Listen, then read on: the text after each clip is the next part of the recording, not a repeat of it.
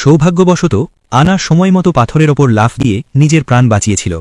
সেই মুহূর্তেই সে খুব ভালো করে বুঝেছিল যে এই নির্জন সমুদ্রে বাঁচার কোনো পরিকল্পনা না থাকলে আজ হোক বা কাল হাঙর তাকে খেয়ে ফেলবেই। কিছুটা শান্ত হওয়ার পর সে হাঙরটার বিরুদ্ধে শেষবারের মতো লড়াই করার সিদ্ধান্ত নিল। সে খুব সাবধানে তেলের ব্যারেলটি খুলল, শনের দড়িতে কিছুটা তেল ঢেলে সেটাকেই সলতে বানিয়ে ব্যারেলের ভেতরে ঢুকিয়ে দিল। ঢাকনা আটকে দিতেই একটা দেশি বোমা তৈরি হয়ে গেল। সবকিছু প্রস্তুত করার পর সে তার সিগন্যাল পিস্তলটা আরেকবার চেক করে দেখল তাতে আর মাত্র একটাই গুলি বাকি আছে। আনা বুঝতে পারল তার কাছে কেবল এই একটাই সুযোগ। ঠিক যখন সে আশা প্রায় ছেড়েই দিচ্ছিল তখনই রক্তের গন্ধ পাওয়া হাঙরটি ধীরে ধীরে তার শিকারের দিকে এগোতে শুরু করল। জলে আলোড়ন তৈরি হতেই আনা সাথে সাথে সতর্ক হয়ে গেল। সে শক্ত করে ব্যারেলটা ধরে ফেলল এবং সিগন্যাল পিস্তলটা তুলে নিয়ে লড়াইয়ের জন্য প্রস্তুত হল। কিন্তু হাঙরটার ধূর্ততা সম্পর্কে তার কোনো ধারণাই ছিল না।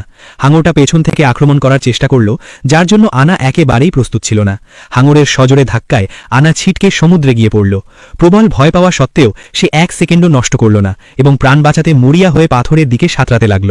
আক্রমণ ফসকে যাওয়ায় হাঙরটার রাগে উন্মত্ত হয়ে উঠল এবং তার সমস্ত শক্তি দিয়ে পাথরের দিকে ধেয়ে এলো, ঠিক যেন শিকল ছেঁড়া কোনো বন্য কুকুর। আতঙ্কিত আনা দ্রুত পাথরের অন্যদিকে ছুটে গেল। এরপর সে তেলের ব্যারেলটা তুলে নিল, সঠিক মুহূর্তের জন্য অপেক্ষা করল এবং সোজা হাঙরের মুখের ভেতর সেটা ছুড়ে দিল। শেষমেশ সে পিস্তলের ট্রিগার চেপে সলতেটিতে আগুন ধরিয়ে দিল। এক বিকট বিস্ফোরণের সাথে সাথে হাঙরটা ছিন্ন ভিন্ন হয়ে গেল। সেই ভয়াবহ বিস্ফোরণের ধাক্কায় আনা অজ্ঞান হয়ে সমুদ্রে পড়ে গেল।